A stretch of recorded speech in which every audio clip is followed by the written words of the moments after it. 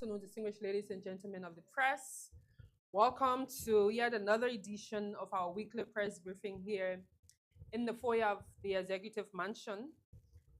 On behalf of His Excellency, the President, Joseph Human Boakai, Senior President of the Republic of Liberia, and Commander-in-Chief of the Armed Forces, I'd like to welcome you to the Executive Mansion. Those of you who are following their different platforms online, on different social media platforms, on radio, in the counties and in the diaspora, I'd like to welcome you to this press briefing. As you know, today is Friday, March 13, 2026.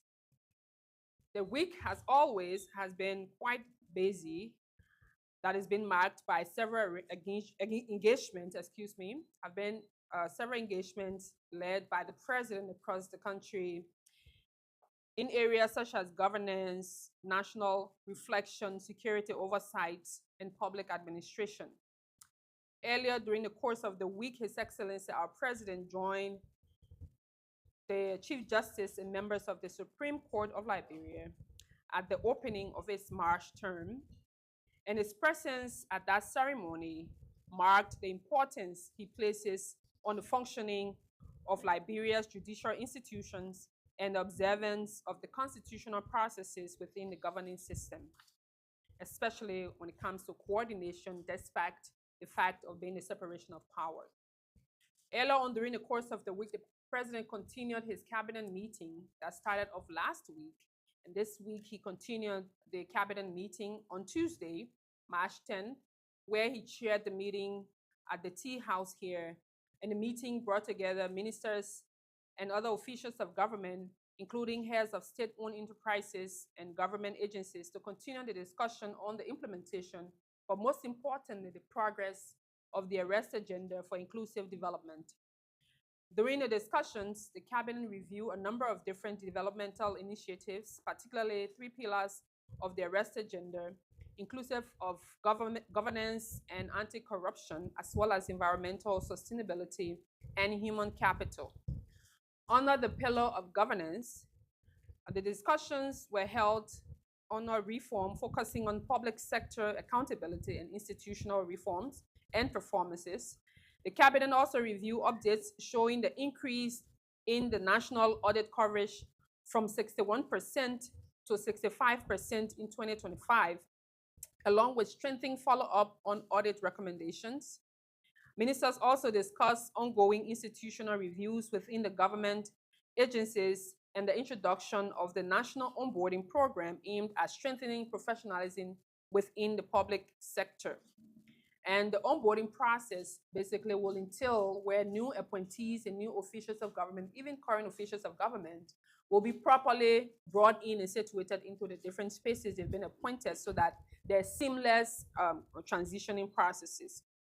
Additionally, under the governance discussion, they address issues of decentralization measures, including the operationalization of the county development units and the county councils of chiefs. Cabinet also reviewed proposals aimed at strengthening fiscal governance at the county level through the establishment of the County Treasury Fiscal Board and the implementation of the revenue sharing law. The counties are really very interested to what extent and the benefits or what they can do, specifically looking at the revenue sharing law and how counties can benefit from their share of the resources that are in the county. Under environmental sustainability, the cabinet examined initiatives related to climate resilience and environmental protection. Updates were presented on efforts by the Environmental Protection Agency to mobilize climate financing to support coastal protection and renewable energy development. The government also preparing a national tree planting initiative targeting the planting of over 2 million trees to restore degraded forest areas. So there was a discussion held, as I've mentioned, to really look at, because of the reports from the team from the Environmental Protection Agency, there is a need now to plant 2 million trees because our forest has depleted or is depleting because the report that was presented is quite alarming. The cabinet also discussed the recruitment of additional forest rangers to strengthen monitoring and protection of Liberia's natural resources. There have been concerns were raised about the increasing use of heavy mining equipment within the forest areas and the enforcement measures to address the issues that were reviewed. Additional discussions focused on expanding national electricity access through investment in renewable energy and the possible financial stabilization of Liberia Electricity Corporation. The cabinet also reviewed the sanitation initiative being implemented by the Monrovia City Corporation, particularly street cleaning along the center streets and waste management areas at the Town disposal site and other possible areas, and the need to really increase and improve sanitation around Monrovia and other environments. Under the human capital development component or pillar of the arrest agenda, the cabinet reviewed the sectoral updates from ministries of education, health, gender, children and social protection, and youth and sports. For the Ministry of Education, the ministry reported ongoing effort to mobilize funding for the construction of additional schools where there is high need, and the nationwide insurance of school operating permits to enforce educational standards. Program aimed at strengthening the capacity of teacher, parent, or parent-teacher associations were also discussed. One of the key highlights from the Ministry of Education presentation or report was the launching of their platform that ensures readily available education data, an online platform that you can access information of every county, every school, the number of teachers, the number of students, where the needs are. And we encourage partners and those interested in educational information to utilize that website. You can also find that on the Ministry of Education's website, where you can find readily available data. One of the other conversations around that was to also encourage other institutions across government to really adapt a model where data is a central component of the interventions that's been making in different sectors. So with data, you're able to be informed on what interventions you're making, where the challenges are, and what gaps you're following. One of the key takeaway from that component was that agencies and ministries are really interested in seeing what support they can garner to really focus their attention on developing data, but also intervening based on those areas, based on readily available information. For the health sector, the Ministry of Health reported improvement in the availability of essential medicines within the public health facilities. And more, they also talked about the data center where they've implemented a program where they have readily available data of health services that has been provided across the country. For the Ministry of Gender, Children, and Social Protection, they highlighted the expanded services for survivors of gender-based violence, scholarship opportunities for vulnerable girls, and the continuation of their social cash programs benefiting thousands of households. You also can recall of the launching of the Removing Kids from the Street. That project and program is currently ongoing, and there are a number of children who have been removed from the street, and they're put in facilities in school, and some of them have returned to school. Meanwhile, also the Ministry of Youth and Sports also reported progress in the Youth Empowerment Initiative, including skills training in agriculture, vocational trades, and youth entrepreneur programs. During those discussions, the president talked about a number of cross-cutting issues, such as improving inspection services and systems for health facilities and restaurants, strengthening oversight of youth development programs, and ensuring quality standards in the educational sector. And for the Ministry of Finance and Development Planning, in continuation of what we talked about in the last press briefing and following the last cabinet meeting for last week, we did also tell you about the level in which the Ministry of Finance have gone with their implementation of the component. But here also, the ministry is expected to publish the first comprehensive report on the implementation of the arrest agenda in few weeks. So the next cabinet meeting is scheduled for sometime later this month. In continuation of the president's activity, as you all can recall, this week we did observe March 11, which was observant of the Decoration Day, as we call it here. And the president normally visits different grave sites of former leaders and individuals. So this week on Wednesday was also a continuation of that legacy. He visited several and he was accompanied by members of his cabinet and other delegation, where he paid tribute to individuals whose leadership and services shaped Liberia's history, including former President William V.S. Tubman. The visits, they serve as the moments of reflection and contribution of past leaders towards national development.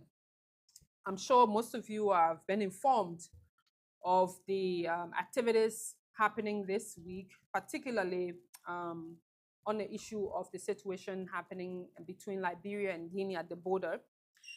So during the course of the week, His Excellency convened a high-level national security meeting involving leaders of the legislature, the national legislature, and heads of the county security institution to review the development along the Liberia-Guinea border in Lofa County. The meeting examined the situation in Rosario, this county. I wish I get the name. Soloba area, the Foya people. I'll take that. So the meeting examined the situation in Soloba area of Foya Sanitary District, where Guinean soldiers had reportedly crossed into Liberian territory and raised the Guinean flag. I'm sure most of you have followed the development, and some of you are very interested in the current situation there. So security agencies have reported to the president that calm has largely been restored and that the affected area following the initial tension is calm as we speak. The government of Liberia is currently addressing the matter through diplomatic channels with the Republic of Guinea while maintaining that we are closely following and monitoring the situation. I also like to report to you that their delegation, the government of Liberia, or specifically our president, His Excellency, has dispatched a team of government officials to go to Conakry. The delegation will depart Liberia today, this evening, to go to Guinea in Conakry to get further information, but to also meet different layers of the authorities there to ensure that the situation is brought under control. This is to inform you that the government, the president, is in charge and is following very closely, is very interested as to the situation over there. So following that, the president has accepted a request from the managing director of the Liberia Airport Authority, Mr. Ernest R.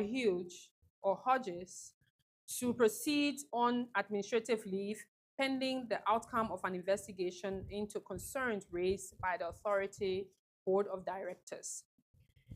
Mr. Hodges formally submitted his request on March 9, 2026, stating that his decision was intended to allow the investigation to proceed without interference and indicating his willingness to cooperate fully with the process.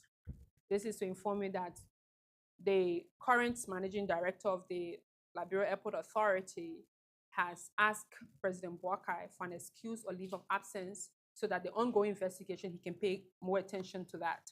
So prior to the development, as I've mentioned, the president has directed the Ministry of Justice to conduct a comprehensive review of the issues raised regarding the operational management of the Liberia Airport Authority, including the period of administrative leave. And during the period of administrative leave, the Deputy Managing Director of Administration, Honorable John Bue, will serve as acting Managing Director of the LAA. The president also has made a number of different appointments, including at the National Fisheries and Agriculture Authority, NAFA. And by that, Mr. President has appointed Madam Madie Henry Peters Magbola as Deputy Director for Administration. At the Ministry of State for Presidential Affairs, the president also have appointed Mr. James K. Yole as Assistant Minister for Operations. And he has appointed Mr. Koti D. Bazi, aka Kobazi, as Entertainment Ambassador, all under the Ministry of State for Presidential Affairs. The president continues his activities this evening. He will host an iftar dinner in collaboration with the Muslim Council of Liberia in observance of the holy month of Ramadan. The event will bring together members of the Muslim community and other stakeholders in recognition of the religious observance and the contributions of Liberian Muslims to the national life. Distinguished ladies and gentlemen of the press, these engagements are all part of President Boakai's way of continuing maintaining his promise to the Liberian people. And also the issues of the week of governance, national security, history, observance, public administration, they're all part of our president's mandate in terms of ensuring that Liberia remains a better place. Thank you for your attention, and I look forward to taking your questions as we normally would do. You state your name, your institution, and you ask your question. Thank you and good afternoon.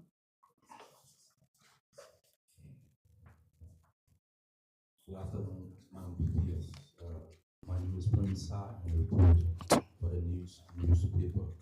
Yesterday, the National Election Commission announced for resignation, Madam David Brown Lasana is the president. He didn't know. That's one. Two, what reasons did the government receive from Madam Lasana for resignation as chairperson of the National Elections Commission? Thank you.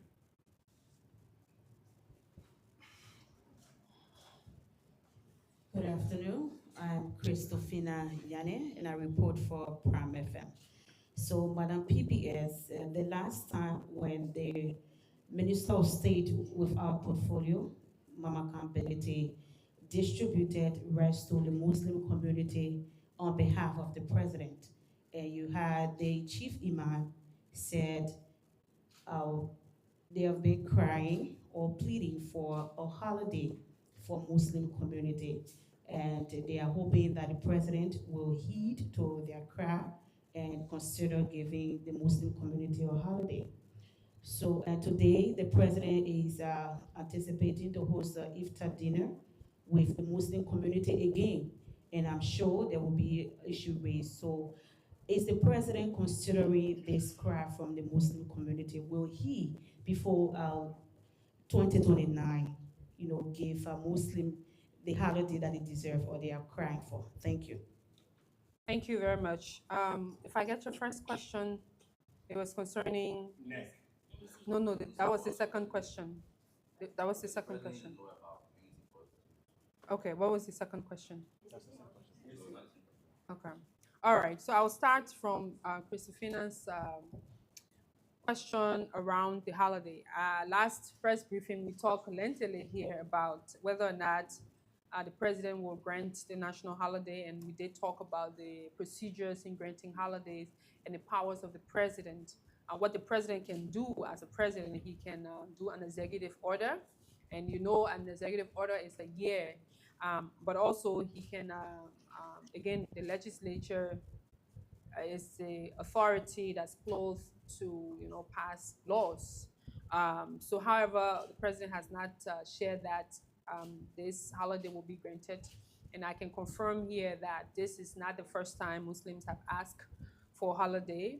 This has happened, for a long time before now. Charles Taylor's time, President Sirleaf, President Weah, now President Boakai. So it's been a long-standing advocacy from Muslims, and it's with the presidency. I do know what I can recall from last year, because I know there was still the same issue last year. I know the Muslim did present a petition to him for review, and he has said he was going to review it. I cannot say whether or not he's going to do that as a law. But he's not said that he will do it. He has not said that he wouldn't do it. But again, it's up to the president. If he does it, it's good. If he doesn't, that's also part of how we are here. On the question of NEC's resignation, the president has been briefed, but he has not made any specific notification as to whether he will accept the resignation or not. But I know NEC has a tenure position. The NEC boss terms, it has I think few years. I don't know how long she stayed there. I've not followed through with the NEC, the current boss, and how long she's been there. But as to whether the president has received an update, yes, he's informed. What is going to happen? Well, I didn't read her resignation, or I didn't listen to her full reason for resigning. But I think once it was the former NEC boss who resigned, so I think it'll be appropriate to really understand why she did her resignation. People resign for different reasons. People resign for personal reasons. Maybe she'll be the best suited to state specifically why she resigned, and not the president. The president only received the update that she did the resignation. And the other question I was asking. Okay. Yes. Yes. Yeah, my name is Anthony. Anthony. Thank you for the presentation. Now, two persons have resigned from tenure position. The NEC boss will be leaving on the 15th or after the 15th. The head of the office of the ombudsman resigned recently. There was this public speculation that the president was anticipating dismissing him, Councillor Finlay Kanga. How true is it? What is going on that people with tenure are leaving the government?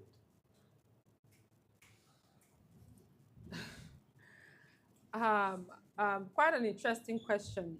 The reason I'm saying quite an interesting question is that I wouldn't know at the top of my head as to the number of people in turning position in the government.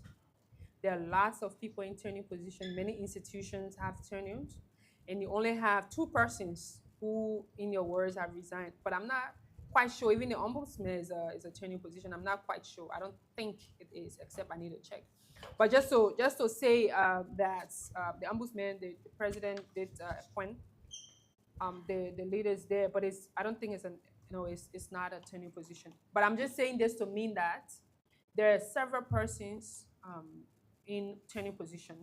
You only have one person who have resigned, and now you're saying several people are resigning, or many persons. I mean, as someone who a very good journalist, it would be good sometimes. I know the need for sensationalization is natural, but it's also good to be factual, when you're doing these kinds of reporting or analysis. And people have, like I said, people have different reasons for resigning. I can tell you, people are not under pressure to resign, and the reason for which, I'm sure you heard, there were some allegations to the ombudsman from his colleagues, those who were appointed within the very institution, and investigation was ongoing. So, because the ombudsman position, it's an integrity position. It's a position of integrity where you are supposed to ensure that the implementation of the code of conduct is seriously upheld. So if you're in a position such as that nature, the expectation is that you uphold integrity, you uphold the dignity of the office. So for any reason, if there are allegations and he did resign, the president accepted his resignation, it is just obvious that as a media person to be able to follow up through, but it's not several persons. There are many institutions, people in turning positions are still serving different offices, and they're continuing to serve. So not several persons, in your words, are resigning. Yes, Stephen. Oh, you have the mic. Yeah, Okay. okay, madam. Yeah, my name is Yugwini Masale, and I work for Sky FM and Sky Television. My attention is drawn to the Guinean border between Liberia and Guinea. I would like to know what specific reasons that the Guinean army gave for them to cross the river to come to Liberia, uproot Liberian flag, and planted theirs. Because it's not just an ordinary border point or land border point. It is a river, have to cross from Guinea to Liberia. information gathered is that because of the peace hub that has been constructed on the Liberian side, let's say in Foya, people that are mining sand were mining sand and also other minerals, and which of course made the Guinean to be, somehow angry to come to Liberia to uproot Liberian flag and plant their flag. What information, though you have sent, or you will be sending delegation to Guinea this evening, but we would like to know, I'm talking about government now. The government will be sending delegation to Guinea, to actually discuss on the issue. So please elaborate a bit. I don't know, what do you want me to say further on that situation? I think I was very clear, Eugene, that the president have dispatched delegation to go to Conakry and they leave this evening, according to what we've gathered so far. As to what reason the army gave, I mean, you're the journalist here. I'm sure some of your colleagues have been following up on the both sides. But I can tell you, our security team, because this is a very important situation happening at the border, and the security teams are really on top of it. They're keeping the president informed and updated as to what's going on. And so there's also been a number of different meetings held within Liberia with the different sectors, including the legislature, like I mentioned earlier. And both houses, they've been briefed and they've been updated as to where we are. As to, again, your question as to what the Guinea Army or the reason the Guinea Army gave for crossing over. You should do some investigation and let us know what their justifications are. And borders are important components within country's sovereignty. So to just leave your country and come to another person's country, uproot their flag on their landmark, and waivers in most instances are borders between countries. I mean, if you talk to people, they will tell you the landmark was this place. And you all know Liberia is the oldest in the region, on the continent, the oldest African country. So if anything, Liberia could have, asserted a lot of authority on those different spaces. But it's a very serious matter. Again, like I've mentioned, the security teams are on top of it. It is nothing for, it's concerning. I wouldn't want to say it's nothing for us to worry about, but it's concerning, and particularly in the region, in Lofa and the area over there in Foya district. So it's important, but the president is on top of it. The government is on top of it. I've mentioned, team is leaving today to go to Conakry, and they will return on Sunday.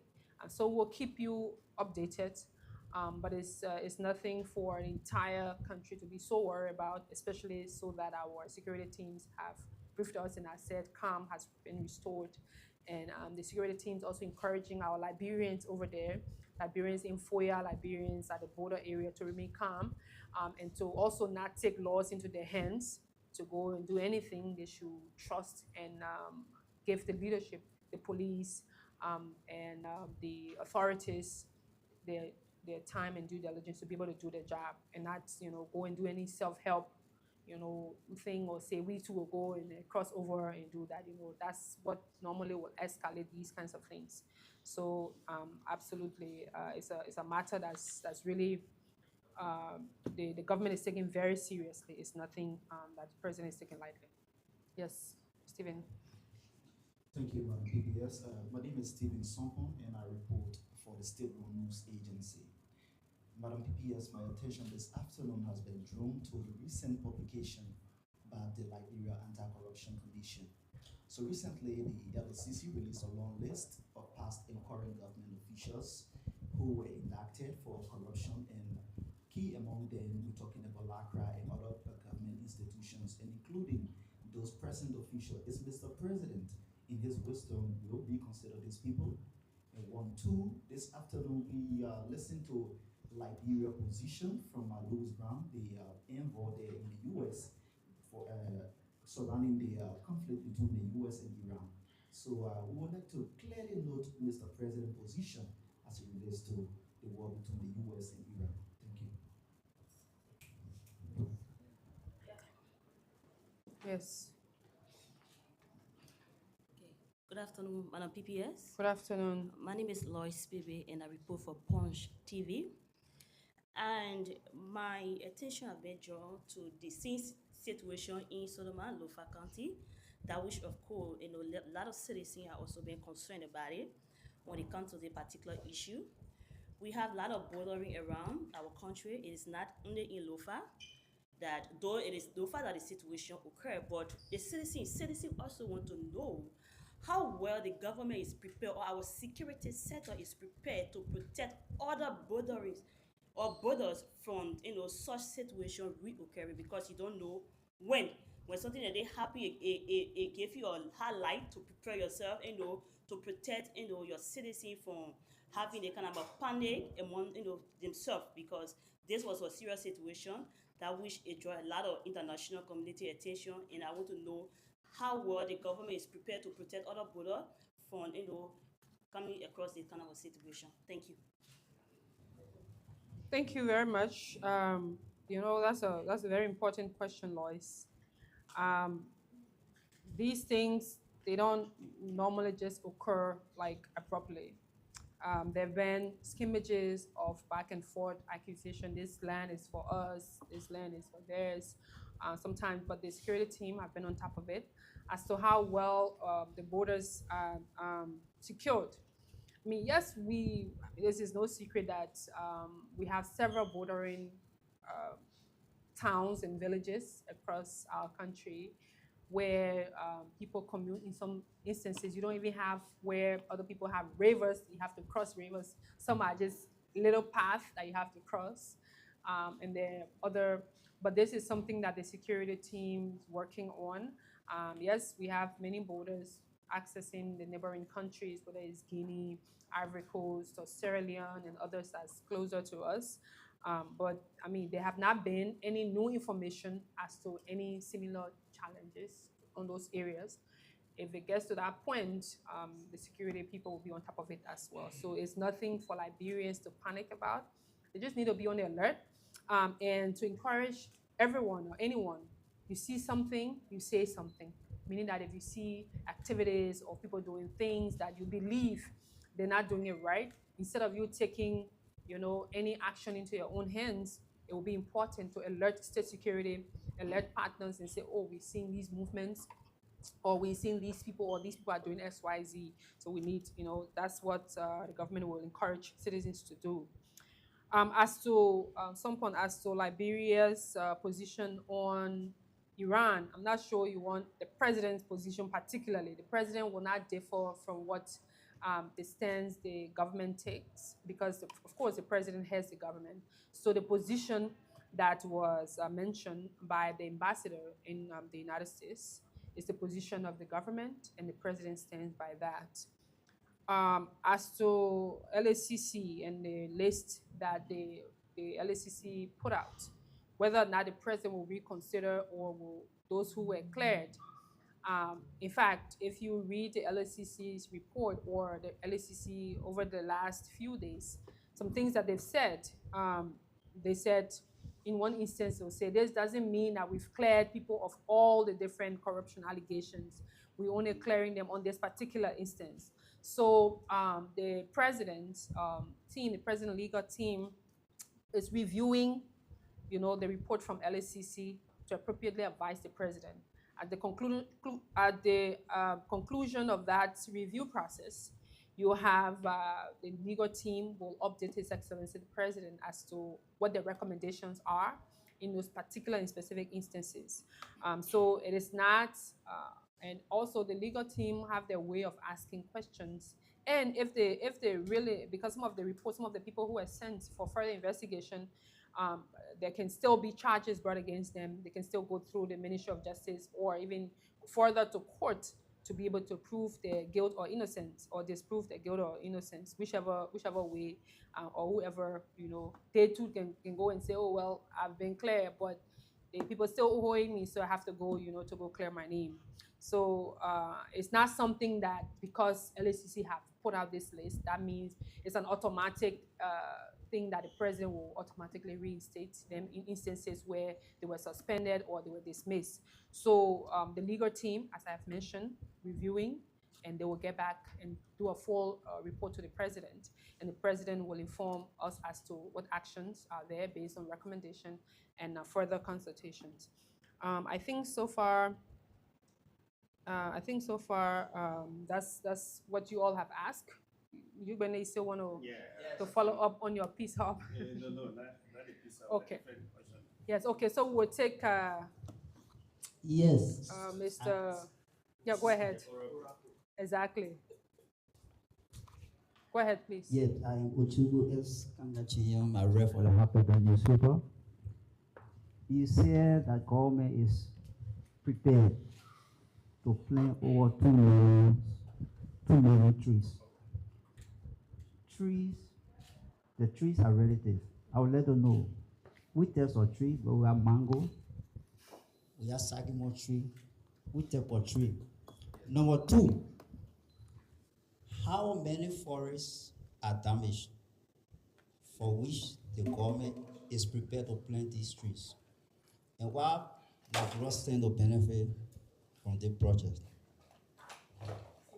Besides, last week you said that government is on top of the game, so Liberians shouldn't panic about what is happening in the Middle East. In terms of gas price increment, a person, even the United States president, has done review when the war comes to an end. I would like to know what is Liberia's stance to maintain stable gas price as the war keeps going on. What is Liberia's stance?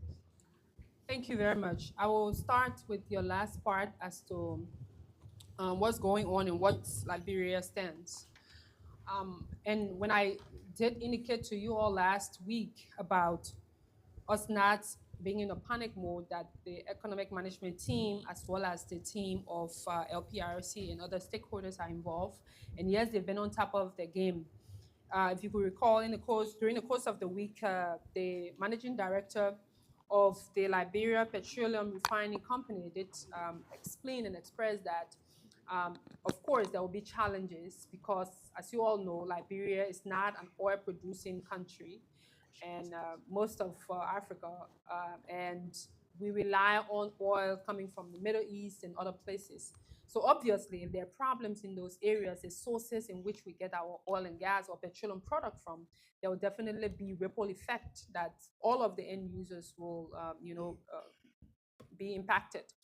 However, they have indicated that they are doing everything possible that the product or gasoline will be available on the market. And that's where they've updated the country about where we are, where we stand, and what they're going to do. Of course, he did talk about the possibility of increment based on what's going to happen. And we on this part of the world, we are not party to what's happening in between the US and Iran and the different countries. However, we will be impacted at every facet, whether it's the petroleum, because of course the economy runs on gas. The fact that we are here, even electricity that we under right now is run by petroleum, product. So it's inevitable. But the team, what you should take out of this conversation or dialogue, or response, is that the team is on top of it. And the team will keep you informed or keep the country informed as to where we are as a country. If there's a need for increment, they will communicate as they've been doing. If there are challenges, they will also inform us as they continue to do. But let's keep the fact remains they're on top of it. They're informed. They're providing regular updates. In fact, even in the last ended cabinet meeting, they did inform the country as to what the country is doing, where we are. Most importantly, to ensure that the product are available there could be price changes, and as it is, even myself, you pay a little more for gas. And some business people sometimes they also exploit these situations. But one thing that is clear, or one thing that they've been encouraging, that business people shouldn't do artificial hoarding, where they will have product, but they will say, oh, we don't have product, and then keep it or resell it to other smaller sellers, and they inflate the price. And those things happen sometimes. Business people, it's not the best, it's not ideal.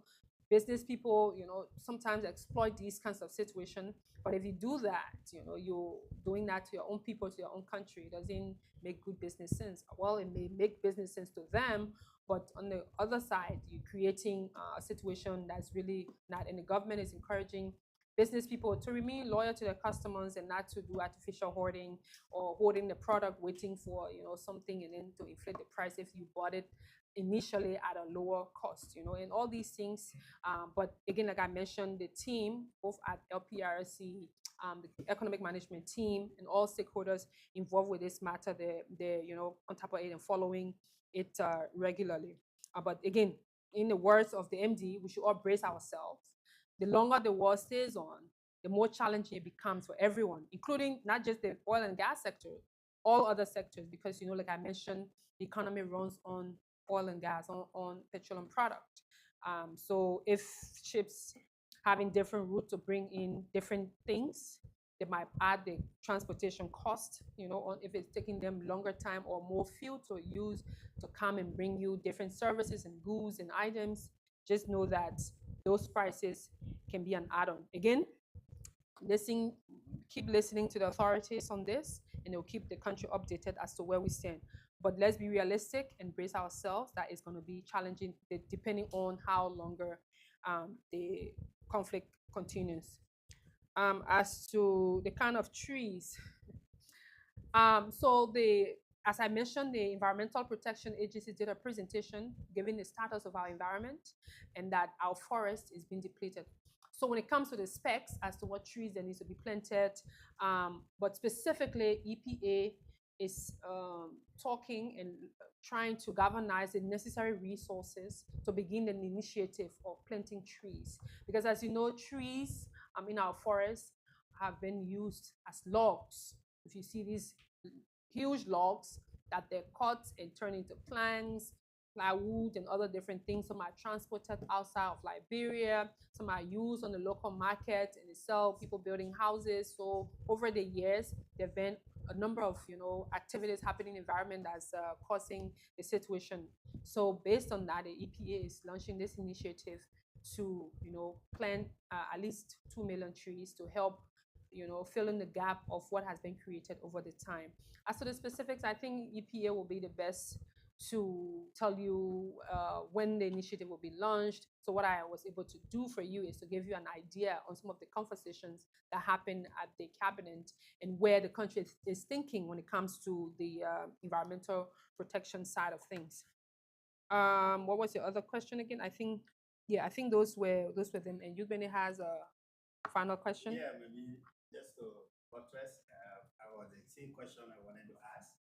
But let me just concerning the trees. Concerning the trees, yeah. What kind of tree you want to get planted? Yeah. For me, you want plum tree? You want more orange trees? Or? I was born among the trees. Okay. Firestone and the rubber trees. Yeah. So you see, Firestone, whenever the trees are old, they can just guard the trees and plant new trees, to be able to get more latest. So I was like concerned as to what the environmental protection going to plant, whether the mango trees or the orange trees or the guava trees, all that kind of stuff. So right now, yeah. I can just answer your question off the back. Right now, they are in the preliminary stages, but the point they were making is that our environment is depleted, especially when it comes to trees. We've cut trees in this country for God knows how long, and there's a need to replenish them. As to the specifics, I'm not sure the EPA is interested in planting rubber trees. And the purpose for those trees, you should know, talking about carbon credits, the carbon market is important, but also in protecting the environment, protecting the spaces, the airspace. Because as you know, over the last, I would say maybe 15, 20 years, we've done a lot of mining activities. mining the golds, the diamonds, and all the different things you've been mining, iron ores and stuff. So as you know, when you mine, you're not just doing a surface mining, you're going deep down. So you're brushing all the trees, going underneath, going in some instances, going beneath and going all the way to the water, and doing more. And so those actions and activities depletes the environment. And so by that, the information is that we need to do more to protect the environment, to plant trees, and that's why the need for this tree planting is important. As to whether it's going to be mango tree, I doubt it's going to be mango tree. I doubt it's going to be a rubber tree. I know they're different. They have different trees. I can say for a fact they have different kind of trees that they'll be interested in planting. There are some trees that grow as large as this podium or even larger. I'm sure when it comes to as to the specs, when they get to the implementation stages of the tree planting initiative, the whole country will be aware, and those specific environments that are going to be affected or are currently affected, or the initiative will start, they will they will be informed appropriately. So it's not something to worry about right now. If you want to be part of the activities of the tree planting, maybe you've been in his own family, want to be part of saving the environment, I'm sure EPA, I can share you the contact of the EPA boss, and then you can reach out and say, we are here, we want to be part of this saving our environment and saving lives initiative to plant trees, and I'm sure he will be happy to have you. And also your Sky TV team can do some coverage of it. It's been a long day, and it's going to be a long evening as we all get ready to go to the president's iftar program that will be happening. And also it's by invitation. Sorry to say to my people before they say, oh, why, it's by invitation. So all the appropriate organizations and communities have been giving a printed invitation. And we thank the president for, again, undertaking this initiative. The community is happy for that, and the ongoing Ramadan initiative that he continues to do beyond in terms of helping the community. So thank you all so much. We look forward to seeing you again next week, Friday, as we continue to work in the interest of the Liberian people and update all of you as to the actions and activities of His Excellency the President Joseph Imam Boakai Sr. Thank you and goodbye from my end.